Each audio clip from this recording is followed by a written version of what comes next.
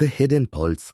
हर इंसान के अंदर एक ऐसी अदृश्य लहर चलती रहती है जो किसी को दिखाई नहीं देती, लेकिन हर कोई उसे महसूस करता है। यह वही ऊर्जा है जो कमरे में तब बदल जाती है जब कोई गुस्से में प्रवेश करता है। वही लहर जो किसी की हंसी से चारों ओर हल्कापन फैला देती है। इसे ही कहते हैं द हिडन पल्स। एक ऐसा सामाजिक तरंग जिसमें हर इंसान का दिमाग जुड़ा हुआ है, चाहे वह इसे माने या नहीं। समाज में हमारे रिश्ते, हमारी बातचीत और हमारे निर्णय सब इसी अदृश्य भावनात्मक नेटवर्क से प्रभावित होते हैं। सोशल इंटेलिजेंस की असली शक्ति यहीं छिपी है, उस अनकहे कंपन को समझने में जो शब्दों से नहीं बल्कि भावनाओं से फैलता है। जब कोई व्यक्ति बोलता है तो सिर्फ उसकी आवाज नहीं, बल्कि उसका मूड, उसका इरादा और उसका मानसिक स्तर भी कमरे में गूंजता है। हम सब लगातार एक दूसरे को पढ़ रहे हैं, आंखों की हल्की हरकत से लेकर चेहरे की माइक्रो एक्सप्रेशन तक। पर सच ये है कि ज्यादातर लोग इसे महसूस करते हैं पर समझ नहीं पाते, और जो इसे समझ लेता है वही समाज में असली ताकत हासिल करता है। सोचो, जब तुम किसी कमरे में जाते हो और तुरंत महसूस करते हो कि माहौल भारी है, तो असल में तुम्हारा दिमाग वहां मौजूद लोगों के नर्वस सिग्नल पढ़ रहा होता है। न्यूरोसाइंस बताती है कि हमारे ब्रेन में मिरर न्यूरॉन्स नाम के कोश होते हैं जो दूसरों की भावनाओं को हमारे अंदर कॉपी कर देते हैं। अगर सामने वाला तनाव में है तो तुम्हारा दिमाग भी हल्का तनाव महसूस करेगा। अगर सामने वाला मुस्कुरा रहा है तो तुम्हारा दिमाग भी थोड़ी खुशी छोड़ देगा। यह पूरी प्रक्रिया इतनी तेज और गहरी है कि यह हमारी सोच से पहले ही असर डाल देती है। यही है वह छिपी धड़कन, द हिडन पल्स। लेकिन कहानी यहीं खत्म नहीं होती। यह सामाजिक ऊर्जा सिर्फ समझने का उपकरण नहीं, बल्कि नियंत्रण का हथियार भी है। जो व्यक्ति दूसरों की इस पल्स को पढ़ना सीख जाता है, वह उन्हें सटली मैनिपुलेट कर सकता है, बिना बोले, बिना जताए। उदाहरण के लिए, अगर किसी कमरे में सब असहज है और तुम शांत और नियंत्रित बने रहते हो, तो धीरे धीरे लोग तुम्हारी ऊर्जा के अनुरूप ढलने लगते हैं। तुम सिर्फ अपने वाइब से माहौल बदल सकते हो। यह वही तकनीक है जो बड़े नेता, सेल्समैन और प्रभावशाली व्यक्ति सहजता से इस्तेमाल करते हैं। लोगों के मूड को अपने हिसाब से मोड़ने की क्षमता। इसका सबसे खतरनाक रूप तब आता है जब कोई व्यक्ति इस अदृश्य तरंग का दुरुपयोग करता है। एक मैनिपुलेटर हमेशा तुम्हारे भावनात्मक पैटर्न को पढ़ता है, यह जानने के लिए कि तुम किस बात पर असुरक्षित महसूस करते हो, किस बात पर तुम्हारा चेहरा नरम पड़ता है और किस शब्द पर तुम्हारी आंखें झपकती है।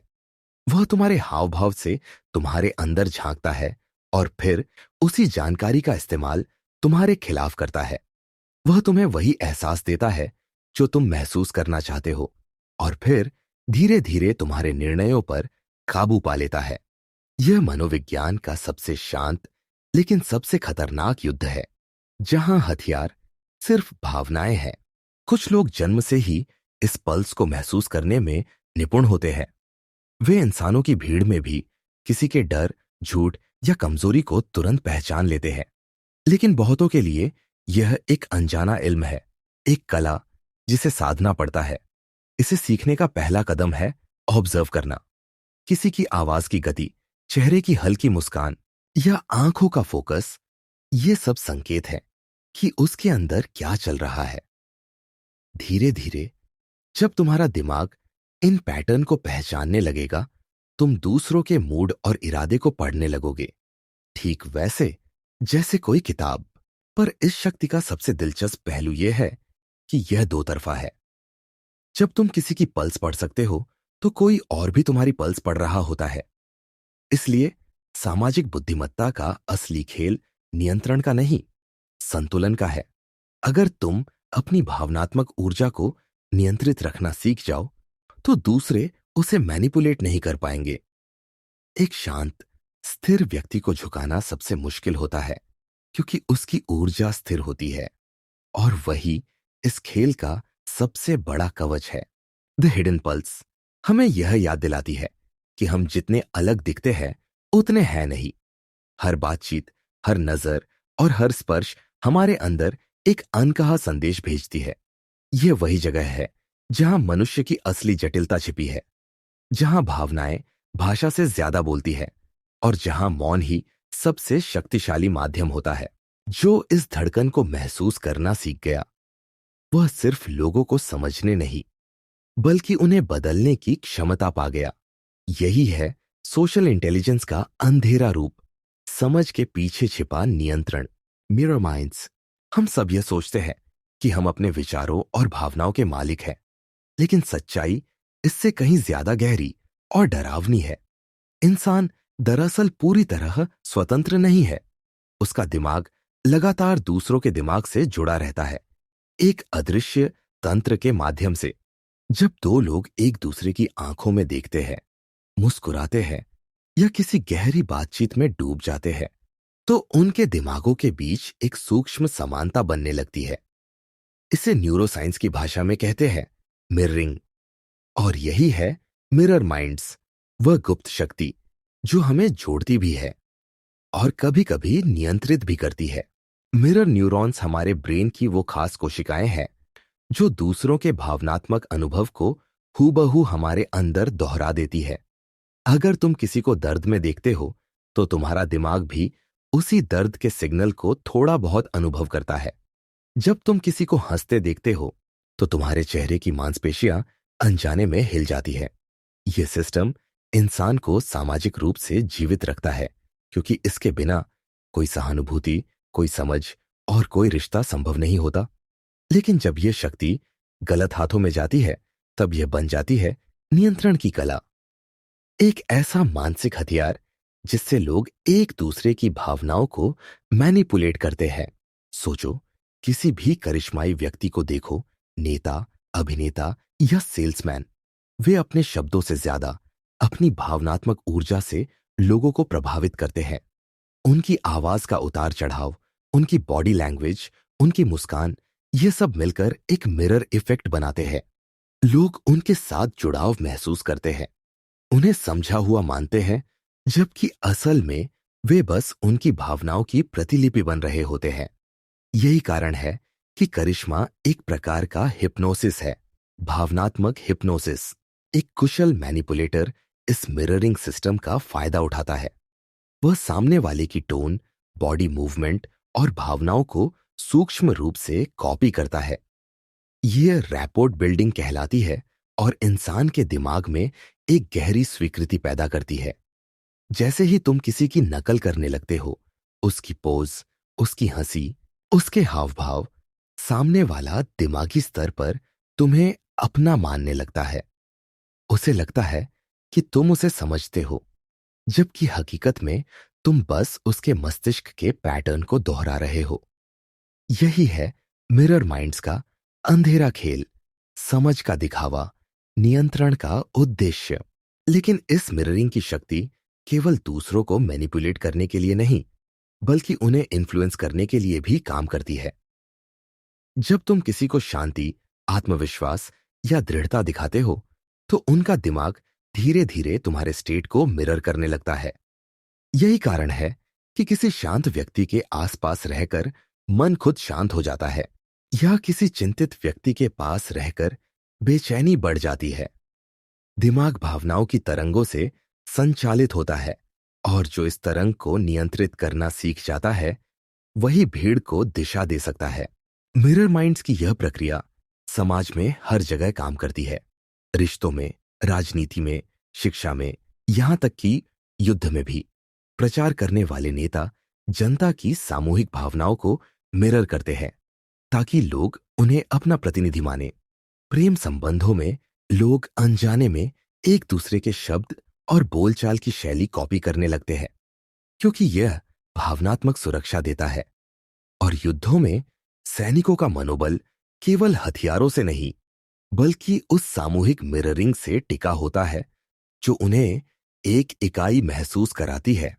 लेकिन इस प्रणाली की कमजोरी भी यहीं छिपी है। जो व्यक्ति अत्यधिक भावनात्मक रूप से संवेदनशील होता है वह दूसरों की भावनाओं को जरूरत से ज्यादा अब्सॉर्ब करता है। ऐसे लोग दूसरों के दर्द, डर या तनाव को अपने अंदर ले लेते हैं। धीरे धीरे वे अपनी भावनाओं से अलग नहीं कर पाते कि क्या उनका है और क्या उधार का। यह इमोशनल कंटेजन की शुरुआत होती है, जहां दूसरों की नकारात्मकता तुम्हारे मन पर कब्जा करने लगती है। इसीलिए भावनात्मक रूप से बुद्धिमान व्यक्ति हमेशा अपने मानसिक क्षेत्र की रक्षा करना सीखता है। अगर तुम अपने भीतर स्थिरता नहीं लाओगे, तो दूसरों की अस्थिरता तुम्हें हिला देगी। मिरर माइंड्स का असली खेल यही है। यह एक अदृश्य संक्रमण है, जहां भावनाएं वायरस की तरह फैलती हैं। लेकिन जो इसे समझ लेता है, वह खुद को एक फिल्टर बना सकता है। एक ऐसा व्यक्ति जो दूसरों की ऊर्जा को समझे पर उससे प्रभावित ना हो। यही असली सामाजिक शक्ति है, प्रभावित हुए बिना प्रभाव डालना।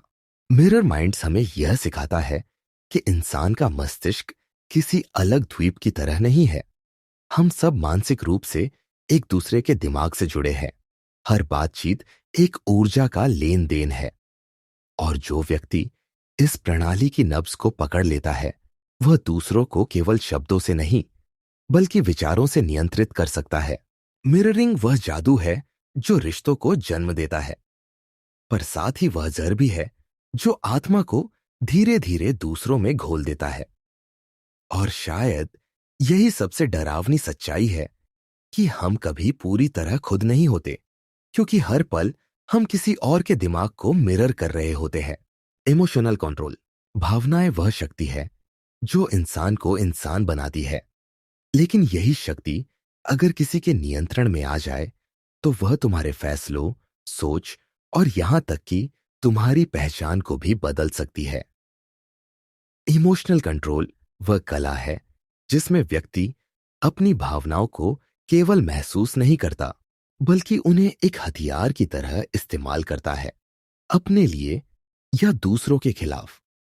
यह वही क्षेत्र है जहां सोशल इंटेलिजेंस का सबसे अंधेरा चेहरा दिखाई देता है, क्योंकि जो दूसरों की भावनाओं को समझ सकता है, वही उन्हें नियंत्रित भी कर सकता है। हर बातचीत, हर नजर और हर आवाज के पीछे एक भावनात्मक संकेत छिपा होता है। एक हल्की मुस्कान सुरक्षा का संदेश देती है, जबकि एक ठंडी निगाह अस्वीकार का। लेकिन असली खिलाड़ी वे होते हैं जो इन संकेतों को सिर्फ पहचानते नहीं, बल्कि इन्हें निर्देशित करना जानते हैं। यही असली इमोशनल कंट्रोल है, अपनी भावनाओं को एक स्थिर ढाल बनाकर दूसरों की भावनाओं को अपने अनुसार मोड़ देना। एक कुशल मैनिपुलेटर कभी सीधे हमला नहीं करता। वह तुम्हारी भावनाओं के आसपास घूमता है, तुम्हारे भीतर के बटन ढूंढता है। वह जानता है कि किस शब्द से तुम्हारे अंदर अपराध बोध जगाना है, किस लहजे से तुम्हें डराना है और किस हाव भाव से तुम्हें झुकाना है। यह सब वह मुस्कुराते हुए करता है, क्योंकि भावनात्मक नियंत्रण का मतलब है अपनी भावनाओं को छिपाकर दूसरे की भावनाओं को दिशा देना। इस खेल में सबसे मजबूत वही होता है जो अंदर से शांत और बाहर से अप्रभावित दिखे, चाहे भीतर कितना भी तूफान क्यों न चल रहा हो। इमोशनल कंट्रोल की सबसे शक्तिशाली तकनीक है रिस्पॉन्स डिले, यानी प्रतिक्रिया को रोकना। जब कोई तुम्हारे खिलाफ गुस्से में कुछ कहे और तुम तुरंत जवाब देने के बजाय उसे शांत नजर से देखो, तो तुम उसकी भावनात्मक शक्ति छीन लेते हो। वह सोचता है कि उसने हमला किया, पर असर नहीं हुआ। यही वह पल है जब शक्ति का पलड़ा बदल जाता है। जो व्यक्ति अपनी प्रतिक्रिया को नियंत्रित कर सकता है, वह स्थिति को नियंत्रित कर सकता है। इसी तरह भावनात्मक मिररिंग का इस्तेमाल कर कोई भी तुम्हारे मूड को मैनिपुलेट कर सकता है। अगर सामने वाला जानता है कि तुम्हें गिल्ट या सिंपैथी पर जल्दी प्रतिक्रिया होती है, तो वह अपनी कहानी को उसी रंग में रंग देगा। वह तुम्हारे एम्पैथी का उपयोग तुम्हारे खिलाफ करेगा। ऐसे लोग कभी गुस्से में नहीं चिल्लाते, बल्कि बहुत शांति से तुम्हारे अंदर अपराध बोध या डर जगाते हैं। वे तुम्हें ऐसा महसूस कराते हैं जैसे गलती हमेशा तुम्हारी रही हो। यही इमोशनल इन्वर्जन है, जहां दोषी खुद पीड़ित का मुखौटा पहन लेता है। पर भावनात्मक नियंत्रण सिर्फ दूसरों को मैनिपुलेट करने के लिए नहीं, बल्कि खुद को बचाने के लिए भी जरूरी है। जब कोई व्यक्ति अपनी भावनाओं का गुलाम बन जाता है, तो वह आसानी से किसी के भी खेल का हिस्सा बन जाता है। अगर तुम्हें डराना आसान है, तो कोई भी तुम्हें नियंत्रित कर सकता है। अगर तुम्हें गिल्ट या सिंपैथी से झुकाया जा सकता है, तो कोई भी तुम्हारी सोच को तोड़ सकता है। इसलिए इमोशनल कंट्रोल की असली शुरुआत होती है सेल्फ रेगुलेशन से, अपने मन की रास अपने हाथ में लेना। यह वही सिद्धांत है जिसे प्राचीन योग और आधुनिक न्यूरोसाइंस दोनों स्वीकार करते हैं। जब तुम गुस्से, डर या ईर्ष्या जैसी भावनाओं को महसूस करते हो, तो तुम्हारा दिमाग एमिगडाला हाईजैक में चला जाता है, एक ऐसी स्थिति जहां निर्णय भावनाओं से संचालित होते हैं, न कि बुद्धि से। जो व्यक्ति इस क्षण को पहचान लेता है और अपनी सांसों, अपने विचारों पर ध्यान रखता है, वह धीरे धीरे अपने दिमाग को दोबारा प्रशिक्षित कर सकता है। वह एक ऑब्जर्वर बन जाता है, जो भावनाओं को महसूस करता है लेकिन उनमें खोता नहीं। यही इमोशनल कंट्रोल की सबसे ऊंची अवस्था है। लेकिन कुछ लोग इसे खतरनाक दिशा में ले जाते हैं। वे अपनी भावनाओं को पूरी तरह दबा देते हैं और यह उन्हें ठंडा, असंवेदनशील और रणनीतिक बना देता है। ऐसे लोग दूसरों की भावनाओं को खेल की तरह देखते हैं। वे जानते हैं कि कब सहानुभूति दिखानी है और कब उसे बंद कर देना है। वे नकली हमदर्दी से तुम्हें जीतते हैं, फिर ठंडी दूरी से तुम्हें खो देते हैं। उनका चेहरा मुस्कुराता है, पर दिमाग भावनाओं का गणित कर रहा होता है। वे हर बातचीत में दो परतें रखते हैं, एक जो तुम देखते हो और एक जो वे इस्तेमाल करते हैं। इसलिए इमोशनल कंट्रोल कोई साधारण कौशल नहीं, बल्कि मनोवैज्ञानिक शक्ति का केंद्र है। यह एक ऐसी तलवार है जो बचाव भी करती है और वार भी। जो इसे समझ लेता है, वह दूसरों के मूड, रवैये और निर्णयों को प्रभावित कर सकता है, और जो इसे खो देता है, वह खुद दूसरों की भावनाओं के खेल में मोहरा बन जाता है। कई बार सबसे ताकतवर व्यक्ति वह नहीं होता जो दूसरों पर हावी हो सके, बल्कि वह जो अपनी भावनाओं को दूसरों की पहुंच से बाहर रख सके। जब तुम भीतर से अडिग हो जाते हो, तो कोई तुम्हें भावनात्मक रूप से हिला नहीं सकता। और तब दुनिया का हर मैनिपुलेटर, हर टॉक्सिक व्यक्ति तुम्हारे सामने अपनी शक्ति खो देता है। इमोशनल कंट्रोल का मतलब भावनाओं को खत्म करना नहीं, बल्कि उन्हें दिशा देना है, ताकि तुम तय करो कि तुम्हारा मूड, तुम्हारी प्रतिक्रिया और तुम्हारी ऊर्जा कब और कैसे इस्तेमाल हो। यह सिर्फ आत्मरक्षा नहीं, बल्कि मानसिक प्रभुत्व की कला है। और इस खेल में जीतता वही है जो अपने मन का मालिक बन जाता है। The mass game. हर इंसान अपने चेहरे पर एक मुखौटा पहनता है, कभी मजबूरी में, कभी आदत में और कभी अपनी सुरक्षा के लिए। यही मुखौटा तय करता है कि दुनिया हमें कैसे देखेगी और हम खुद को कितना छिपा सकते हैं। द मास गेम इंसानी रिश्तों का सबसे पुराना, सबसे जटिल और सबसे खतरनाक खेल है। यह वह खेल है जिसमें सच्चाई और झूठ एक दूसरे में इतने उलझ जाते हैं कि पहचान पाना लगभग नामुमकिन हो जाता है। किसी भी समाज में जीने के लिए इंसान को मुखौटा पहनना पड़ता है। एक शिक्षक कक्षा में सख्त बनता है, जबकि घर लौटते ही वही इंसान अपने बच्चों के सामने नरम पड़ जाता है। एक सेल्समैन झूठी मुस्कान के साथ प्रोडक्ट बेचता है, जबकि भीतर से थक चुका होता है। एक प्रेमी अपने डर को छिपाकर आत्मविश्वास का मुखौटा पहनता है, ताकि सामने वाला प्रभावित हो। यह सब केवल सामाजिक अभिनय नहीं है, बल्कि जीवित रहने की रणनीति है। यही सोशल मास्क हमें भीड़ में स्वीकार्य बनाता है। लेकिन समस्या तब शुरू होती है जब यह मुखौटा हमारी असली पहचान को निगल लेता है। असली मनोवैज्ञानिक खतरा यह नहीं कि लोग मुखौटे पहनते हैं, बल्कि ये कि वे उन्हें सच मानने लगते हैं। जब कोई व्यक्ति लगातार एक झूठी छवि बनाए रखता है कि वह हमेशा खुश है, मजबूत है या नियंत्रित है, तो धीरे धीरे उसका दिमाग उसी झूठ पर विश्वास करने लगता है। और यही मानसिक विखंडन की शुरुआत होती है। असली सेल्फ और सोशल सेल्फ के बीच की दूरी बढ़ने लगती है। फिर इंसान यह भूल जाता है कि वह कौन था। मैनिपुलेशन के खेल में यह मुखौटा सबसे प्रभावी हथियार बन जाता है। एक मैनिपुलेटर हमेशा दो चेहरे रखता है, एक जो सबको दिखता है और एक जो सिर्फ उसके काम आता है। वह सहानुभूति का मुखौटा पहनकर तुम्हारे विश्वास में जगह बनाता है, फिर उसी विश्वास का इस्तेमाल तुम्हें तोड़ने में करता है। वह कभी सीधे झूठ नहीं बोलता, बल्कि आधी सच्चाइयों से जाल बुनता है। यही कारण है कि सबसे खतरनाक झूठ वह होता है जो सच जैसा दिखता है। यह खेल रिश्तों में सबसे ज्यादा दिखाई देता है। किसी रिश्ते की शुरुआत में लोग अपने सबसे आकर्षक, सबसे विनम्र और सबसे दयालु रूप को सामने रखते हैं। लेकिन जैसे जैसे समय गुजरता है, मुखौटा ढीला पड़ने लगता है। असली असुरक्षाएं, ईर्ष्या, अधिकार और भय बाहर आने लगते हैं। कई बार यह परिवर्तन इतना तीखा होता है कि सामने वाला सोच भी नहीं पाता कि यह वही व्यक्ति है जिसे वह जानता था। यही मास्क ड्रॉप कहलाता है, वह क्षण जब असली चेहरा सामने आता है। द मास्क गेम में असली शक्ति उस व्यक्ति के पास होती है जो मुखौटे को पहचानना जानता है। यह कला सरल नहीं, लेकिन संभव है। हर मुखौटे की दरार में एक छोटी सी असंगति होती है, जैसे किसी की हंसी में थोड़ी कृत्रिमता, किसी की आंखों में भावना का असंतुलन, या किसी के शब्दों में अति परिपूर्णता।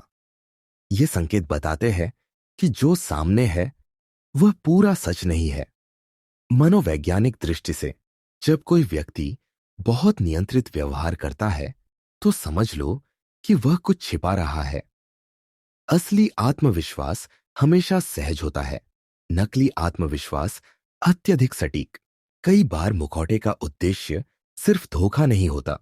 कुछ लोग अपने जख्मों को छिपाने के लिए भी मुखौटे पहनते हैं।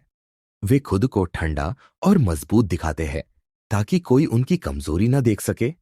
उनके भीतर एक टूटी हुई आत्मा होती है जो डरती है कि अगर उसने खुद को पूरी तरह उजागर कर दिया तो दुनिया उसे कुचल देगी।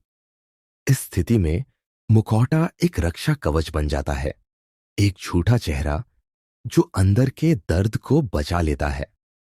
लेकिन जब यह कवच बहुत मोटा हो जाता है, तो ये इंसान को दूसरों से जोड़ने के बजाय काट देता है।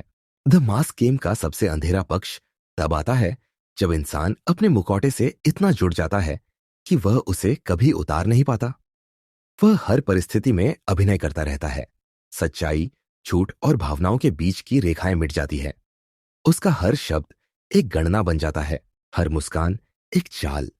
यह अवस्था धीरे धीरे आत्मा को खाली कर देती है। इंसान बाहर से चमकदार दिखता है, लेकिन भीतर से बेजान। यही इमोशनल नंबनेस का जन्म है, जब महसूस करने की क्षमता ही खत्म हो जाती है। समाज इस खेल को प्रोत्साहित करता है। दुनिया सच्चाई नहीं, सुविधा चाहती है।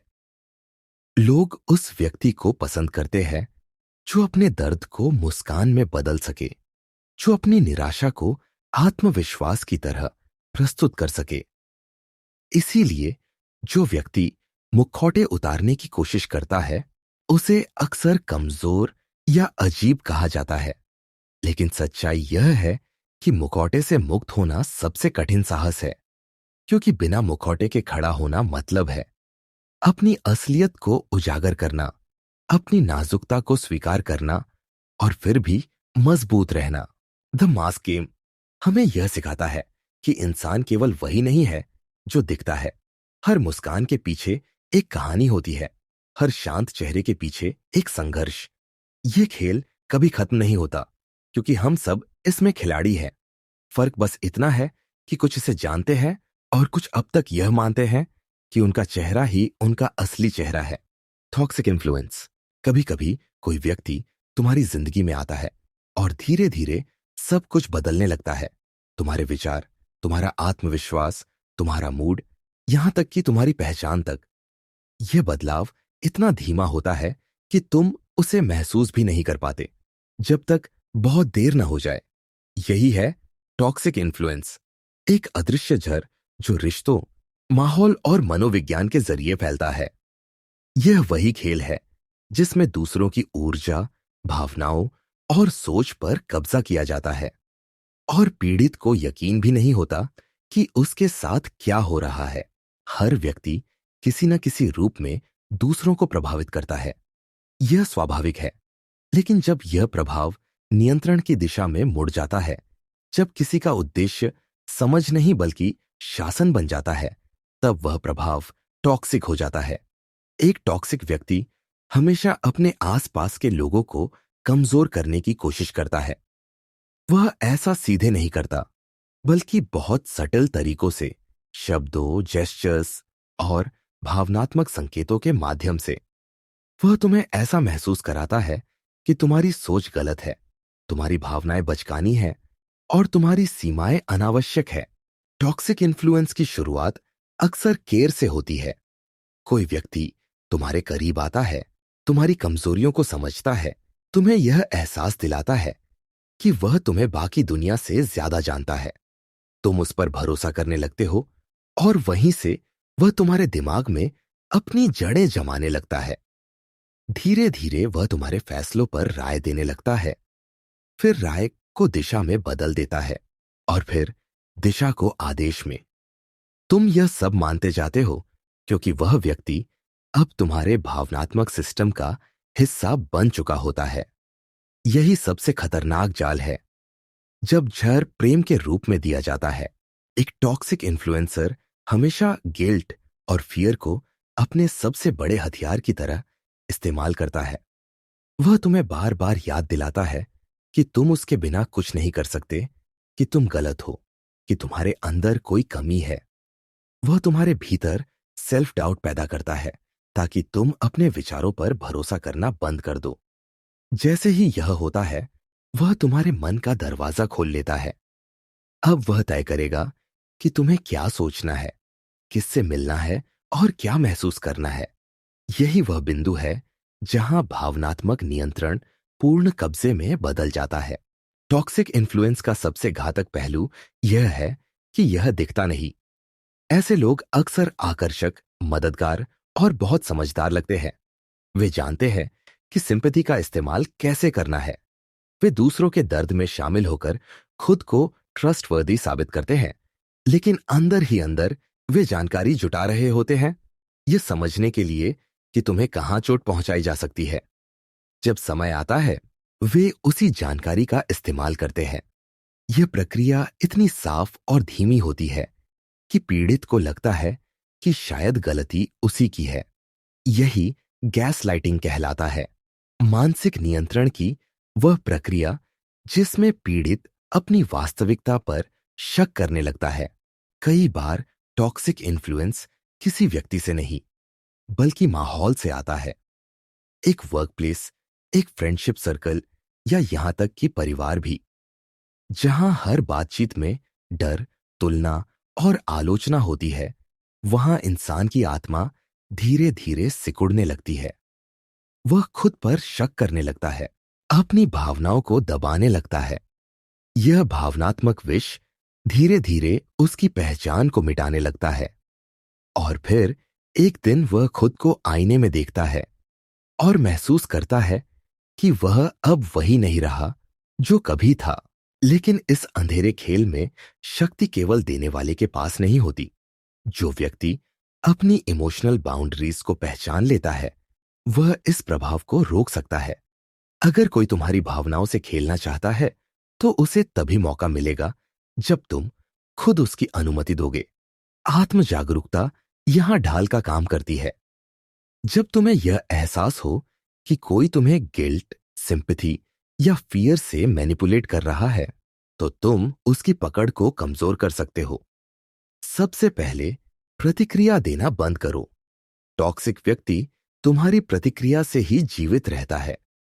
जैसे ही तुम शांत रहकर उसे देखना शुरू करते हो, उसका असर कम होने लगता है। लेकिन सच्चाई यह है कि कुछ लोग टॉक्सिक इन्फ्लुएंस से इतने गहराई से प्रभावित हो चुके होते हैं कि उन्हें बाहर निकलना असंभव लगता है। उनके लिए उस व्यक्ति का खो जाना वैसा ही होता है जैसे अपनी पहचान का खो जाना। यही भावनात्मक निर्भरता का जाल है, जहां व्यक्ति अपने उत्पीड़क को ही अपना सहारा समझने लगता है। यही मनोवैज्ञानिक कैद है।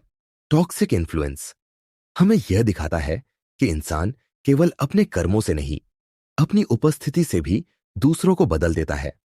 कोई तुम्हारी आत्मा को रोशन कर सकता है, तो कोई उसे धीरे धीरे अंधेरे में डुबो सकता है। फर्क सिर्फ इतना है कि कौन तुम्हारे मन की चाबी अपने पास रखता है।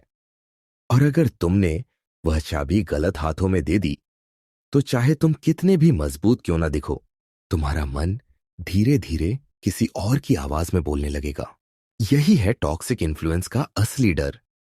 यह चिल्लाता नहीं, यह फुसफुसाता है। यह हमला नहीं करता, यह घुलता है। और जब तक तुम समझ पाते हो कि क्या हुआ, तब तक तुम उसके हिस्से बन चुके होते हो। द साइलेंट वॉर, यह युद्ध बिना आवाज के लड़ा जाता है। न इसमें तलवारें टकराती है, न कोई रक्त बहता है, लेकिन फिर भी इसके घाव सबसे गहरे होते हैं। इसे कहा जाता है द साइलेंट वॉर, वह अदृश्य मनोवैज्ञानिक संघर्ष जो हर बातचीत, हर रिश्ते और हर शक्ति संबंध में चल रहा होता है। यह युद्ध भावनाओं, इरादों और नियंत्रण के स्तर पर लड़ा जाता है। और इसमें जीतता वही है जो बोलता नहीं, पर सब समझता है। हर इंसान के भीतर एक अघोषित लड़ाई चल रही होती है, खुद को साबित करने की, सम्मान पाने की, श्रेष्ठ दिखने की। जब दो लोग मिलते हैं, तो उनके शब्द सिर्फ बात नहीं करते, उनके अहम भी टकराते हैं। एक सबटल जंग शुरू हो जाती है। कौन ज्यादा नियंत्रण रखता है, कौन ज्यादा भावनात्मक रूप से स्थिर है, और कौन किसे झुकाने में सफल होगा। यही मनोवैज्ञानिक शक्ति की खींचतान है, जो हर इंसानी संबंध का अदृश्य हिस्सा है। द साइलेंट वॉर का पहला नियम यह है कि इसमें शोर करने वाला हार जाता है। जो व्यक्ति अपनी भावनाओं को व्यक्त नहीं कर पाता, बल्कि उन्हें शांत चेहरों और सटीक शब्दों में छिपा लेता है, वही नियंत्रण में रहता है। सामने वाला जितना ज्यादा प्रतिक्रिया देता है, उतना ही अपनी ऊर्जा खोता जाता है। यही कारण है कि कुछ लोग बिना कुछ कहे ही किसी कमरे का माहौल अपने पक्ष में कर लेते हैं। उनका मौन ही हथियार होता है, एक ऐसा मौन जो शब्दों से ज्यादा बोलता है। मनोविज्ञान बताता है कि इंसान स्वाभाविक रूप से स्टेटस गेम खेलता है। जब कोई व्यक्ति तुम्हारे सामने अहंकार से बात करता है, तो उसका उद्देश्य सिर्फ कि यह साबित करना नहीं होता कि वह सही है, बल्कि यह दिखाना होता है कि तुम उसके स्तर से नीचे हो। अगर तुम तुरंत प्रतिक्रिया देते हो, बहस करते हो या अपनी सफाई देते हो, तो वह खेल जीत जाता है। लेकिन अगर तुम शांत रहते हो, उसके शब्दों को ध्यान से सुनते हो और बिना प्रतिक्रिया के उसे देख लेते हो, तो अचानक उसे एहसास होता है कि उसका प्रभाव खत्म हो गया है। यही साइलेंट वॉर का असली मोड़ होता है। इस युद्ध में चेहरे पर नियंत्रण सबसे अहम है। जो अपने चेहरे से कुछ प्रकट नहीं करता, वह दूसरों को असहज कर देता है, क्योंकि इंसान स्वाभाविक रूप से प्रतिक्रिया ढूंढता है। उसे चाहिए संकेत, अप्रूवल या रिजेक्शन का। जब उसे कुछ नहीं मिलता, तो उसका दिमाग अस्थिर हो जाता है। यही तकनीक मैनिपुलेटर्स और रणनीतिक लोग बहुत कुशलता से इस्तेमाल करते हैं। वे कभी अपने असली विचार या भावना नहीं दिखाते, वे दूसरों को अनुमान में रखते हैं, और यह अनुमान ही दूसरों के मन में असुरक्षा पैदा करता है। द साइलेंट वॉर केवल व्यक्तियों के बीच नहीं, समाज और संस्थानों में भी चलता है। हर संगठन में यह अनकहा संघर्ष मौजूद है, शक्ति, मान्यता और प्रभाव के लिए। कोई ऊंची कुर्सी पाने की कोशिश करता है, तो कोई बस किसी को नीचा दिखाने में संतोष ढूंढता है। यह सब बाहरी रूप से सहयोग के नाम पर होता है, लेकिन भीतर से हर कोई जानता है कि यह प्रतिस्पर्धा है। कुछ लोग इसे खुले तौर पर खेलते हैं, पर ज्यादातर लोग इसे मौन रहकर जीतते हैं, मुस्कान के पीछे छिपे तंज से, या ना को शायद बनाकर। इस मौन युद्ध में सबसे अधिक शिकार वे लोग बनते हैं जो भावनात्मक रूप से खुले होते हैं। वे जो ईमानदारी से बोलते हैं, जल्दी विश्वास करते हैं और दूसरों की बातों को दिल से लगाते हैं। वे समझ नहीं पाते कि हर व्यक्ति वैसा नहीं है जैसा वह दिखता है। जो व्यक्ति मौन का प्रयोग नियंत्रण के लिए करता है, वह अपनी कमजोरी छिपाता है और दूसरे की भावना से खेलता है। यह एक असंतुलित खेल है जिसमें एक व्यक्ति जुड़ाव चाहता है और दूसरा प्रभुत्व। लेकिन द साइलेंट वॉर केवल धोखे का मैदान नहीं, यह आत्मनियंत्रण की परीक्षा भी है।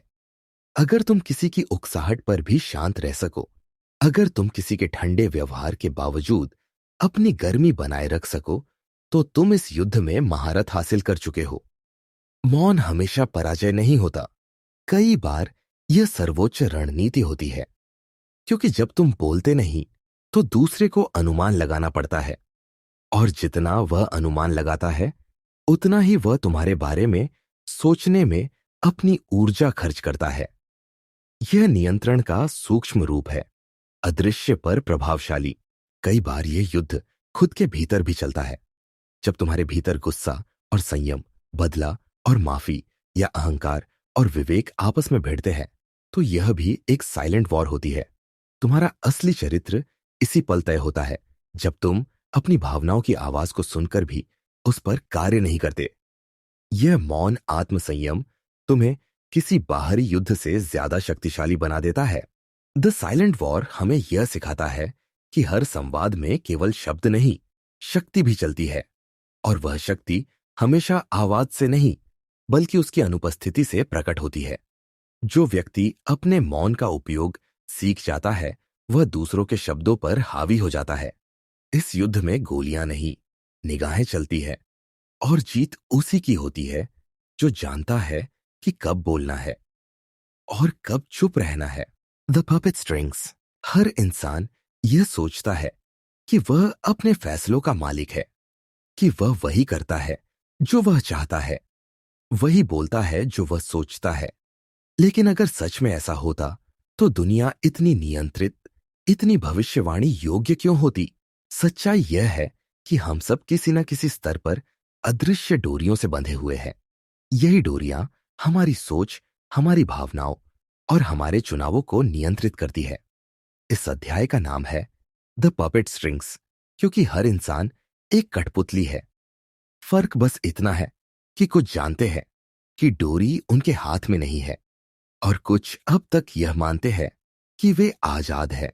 मनोविज्ञान कहता है कि इंसान का दिमाग कंडीशनिंग के जरिए काम करता है। बचपन से लेकर जवानी तक हमें बार बार कुछ अनुभव कराए जाते हैं। इनाम, सजा, डर, प्यार, और इन्हीं अनुभवों से हमारा व्यवहार बनता है। हर बार जब तुम किसी स्थिति में प्रतिक्रिया देते हो, तो तुम्हारा दिमाग अपने पुराने पैटर्न के आधार पर फैसला लेता है।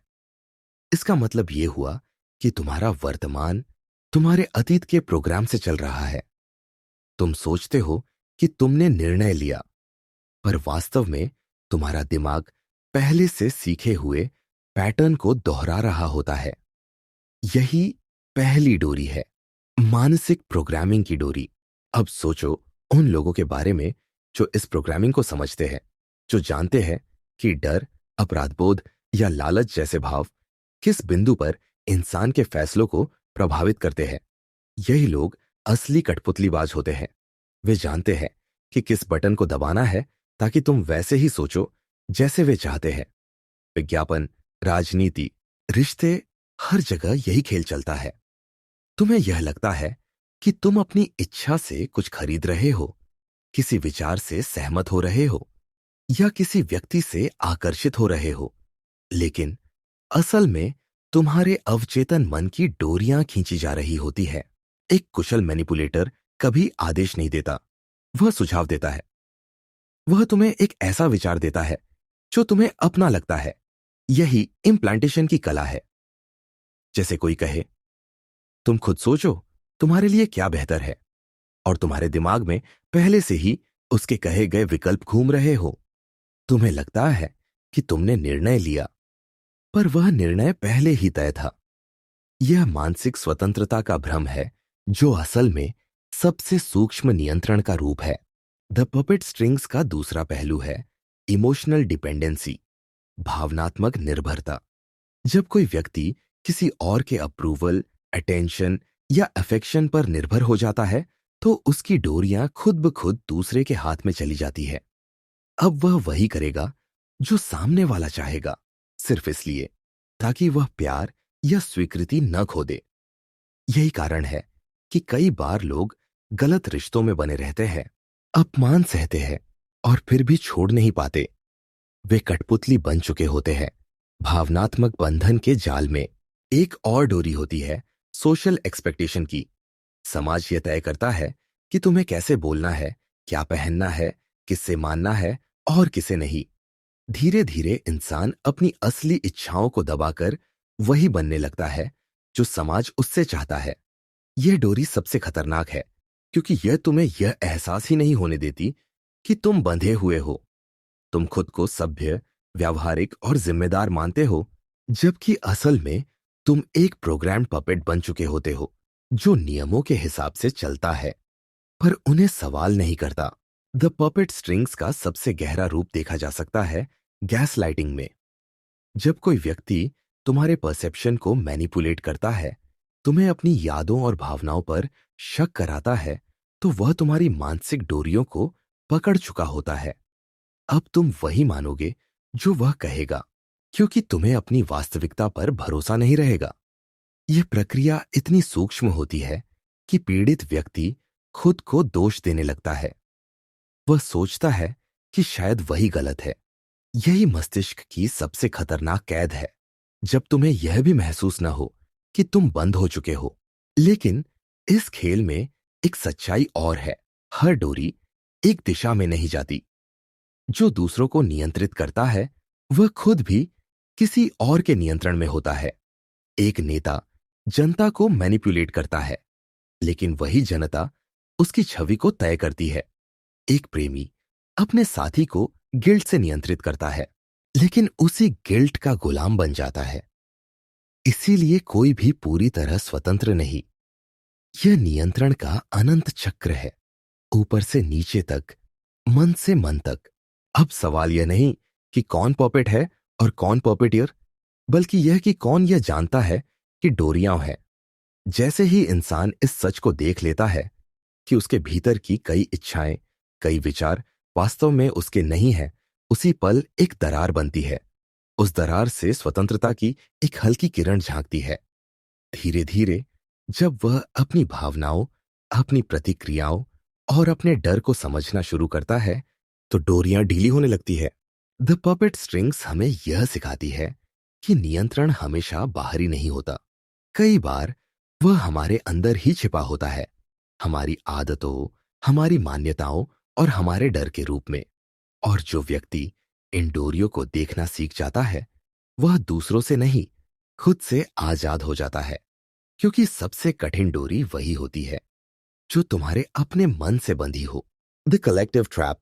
मानव सभ्यता ने हमेशा अपने अस्तित्व को साझा बुद्धिमत्ता के रूप में परिभाषित किया है।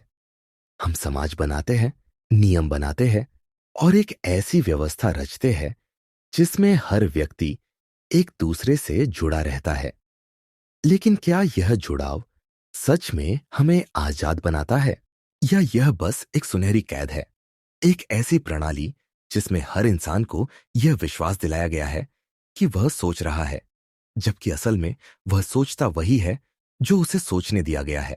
यही है द कलेक्टिव ट्रैप, वह मनोवैज्ञानिक जाल जिसमें समाज खुद को सभ्यता कहता है और व्यक्ति खुद को स्वतंत्र समझते हुए भी भीड़ का हिस्सा बन जाता है। हर युग में मनुष्य ने यह दावा किया है कि उसने प्रगति की है, पर प्रगति के साथ साथ उसकी निर्भरता भी बढ़ी है। अब इंसान पहले से ज्यादा जुड़ा है, लेकिन पहले से कम स्वतंत्र।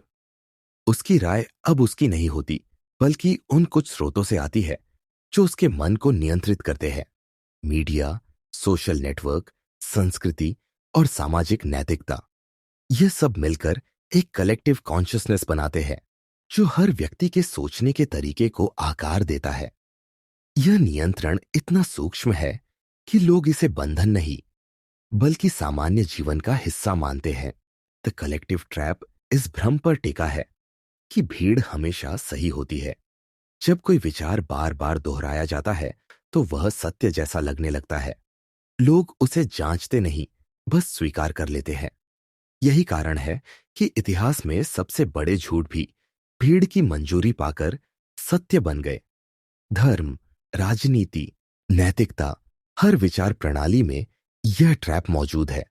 समाज व्यक्ति से सोचने का अधिकार छीन लेता है और बदले में उसे सुरक्षा, स्वीकृति और पहचान देता है। लोग इस सौदे से संतुष्ट रहते हैं क्योंकि आजादी हमेशा डरावनी लगती है। हर सामाजिक व्यवस्था अपने नागरिकों के मन को एक निश्चित ढांचे में ढालने का प्रयास करती है। स्कूलों में हमें सिखाया जाता है कि क्या सही है, क्या गलत है, लेकिन यह सही गलत किसी नैतिक सत्य पर नहीं, बल्कि सत्ता की सुविधा पर आधारित होता है। मीडिया हमें यह दिखाता है कि क्या सोचने योग्य है और क्या नहीं। सोशल नेटवर्क हमारे विचारों को एल्गोरिदम के जरिए तय करते हैं और धीरे धीरे हमारा दिमाग इस तरह प्रशिक्षित हो जाता है कि जो लोकप्रिय है वही सच लगता है। यही सामूहिक दिमाग का सबसे खतरनाक पहलू है। यह असहमति को असामान्यता बना देता है। द कलेक्टिव ट्रैप केवल विचारों को नहीं, भावनाओं को भी नियंत्रित करता है। समाज तय करता है कि कौन सी भावना स्वीकार्य है और कौन नहीं। दुख को कमजोरी कहा जाता है, गुस्से को असभ्यता और सवाल उठाने को विद्रोह। नतीजा यह होता है कि लोग अपने असली भावनात्मक रूप को दबाने लगते हैं। वे भीड़ के मूड के अनुसार मुस्कुराते हैं, रोते हैं और नफरत करते हैं। यह भावनात्मक अनुरूपता धीरे धीरे व्यक्ति की आत्मा को चुप करा देती है और यही वह बिंदु है जहां समाज का उद्देश्य पूरा होता है, जब हर व्यक्ति एक ही दिशा में सोचने और महसूस करने लगता है। मनोविज्ञान में इसे ग्रुप थिंक कहा जाता है। एक ऐसी मानसिक स्थिति जिसमें व्यक्ति अपनी बुद्धि को समूह के निर्णयों के हवाले कर देता है। वह सोचता नहीं बल्कि मानता है। वह सवाल नहीं करता बल्कि समर्थन करता है। उसे डर होता है कि अगर उसने भीड़ के विरुद्ध कुछ कहा तो उसे बहिष्कृत कर दिया जाएगा। यही डर समाज का सबसे प्रभावी हथियार है। यही डर व्यक्ति को इस ट्रैप में फंसाए रखता है। द कलेक्टिव ट्रैप का सबसे आधुनिक रूप डिजिटल मैनिपुलेशन है। अब हमारे विचार, इच्छाएं और निर्णय सिर्फ सामाजिक दबाव से नहीं, बल्कि डेटा से नियंत्रित होते हैं। जो विज्ञापन तुम देखते हो, जो पोस्ट तुम्हारे सामने आती है, जो विचार तुम्हारे फीड में बार बार दिखाए जाते हैं, वे सब तुम्हारे दिमाग में एक नैरेटिव तैयार कर रहे होते हैं। तुम यह सोचते हो कि तुम जानकारी ग्रहण कर रहे हो, पर वास्तव में तुम्हारा दिमाग प्रोग्राम किया जा रहा होता है। यह डिजिटल युग का नया नियंत्रण है, जहां बंदूक की जगह एल्गोरिदम ने ले ली है। लेकिन इस ट्रैप का सबसे गहरा पहलू आध्यात्मिक है। इंसान अपनी पहचान को समूह में ढूंढने लगा है। उसे अब यह समझ नहीं आता कि वह कौन है जब वह भीड़ से अलग खड़ा होता है। अकेलापन अब उसे डराता है, जबकि वही अकेलापन आत्म जागरूकता की शुरुआत हो सकता था। इस तरह व्यक्ति अपनी मौलिकता खोकर एक सामूहिक मशीन का हिस्सा बन जाता है, जो सोचती है, महसूस करती है और प्रतिक्रिया देती है, लेकिन व्यक्तिगत रूप से नहीं, सामूहिक रूप से। द कलेक्टिव ट्रैप का विरोध करना आसान नहीं है, क्योंकि यह सिर्फ बाहरी संरचना नहीं, बल्कि आंतरिक विश्वासों का जाल है। जब कोई व्यक्ति भीड़ से बाहर निकलने की कोशिश करता है, तो सबसे पहले उसका अपना मन उसे रोकता है, क्योंकि स्वतंत्रता का मतलब है जिम्मेदारी। जब तुम खुद सोचते हो, तो गलती भी तुम्हारी होती है। इसलिए लोग आराम से भीड़ में रहना पसंद करते हैं, क्योंकि वहां जिम्मेदारी नहीं, बस सहमति होती है। लेकिन जो व्यक्ति इस ट्रैप को पहचान लेता है, उसके भीतर एक नया दृष्टिकोण जन्म लेता है। वह समझता है कि समाज की हर परत किसी उद्देश्य से बनाई गई है, नियंत्रण के उद्देश्य से। वह भीड़ में रहते हुए भी अपनी सोच को अलग रखता है। वह सवाल करता है, वह महसूस करता है और वह अपने निर्णय खुद लेता है। यही वास्तविक मानसिक स्वतंत्रता है, जहां व्यक्ति समाज का हिस्सा होते हुए भी उसका गुलाम नहीं बनता। द कलेक्टिव ट्रैप हमें यह सिखाता है कि सबसे मजबूत कैद वही होती है जो दिखती नहीं, और सबसे गहरी दास्ता वह है जिसमें इंसान खुद को आजाद समझता है। जब तुम इस ट्रैप को देख पाओगे तो शायद तुम उसे तोड़ ना पाओ, लेकिन तुम उसके भीतर सचेत रह सकोगे। और वही पहला कदम है भीड़ के बीच जागृत रहने का। अगर तुम्हें ये वीडियो पसंद आई हो तो इसे लाइक करो और चैनल को सब्सक्राइब जरूर करना, क्योंकि तुम्हारा एक छोटा सा क्लिक हमें ऐसे ही और गहरे सोचने पर मजबूर कर देने वाले विषय लाने की ताकत देता है। नीचे कमेंट में बताओ अगला वीडियो तुम किस विषय पर देखना चाहते हो। क्या तुम चाहते हो हम इमोशनल मैनिपुलेशन के और पहलुओं को एक्सप्लोर करें, या डार्क ह्यूमन बिहेवियर के छिपे ट्रूथ को खोलें? तुम्हारे सुझाव ही डार्क साइकी को और गहराई तक ले जाते हैं।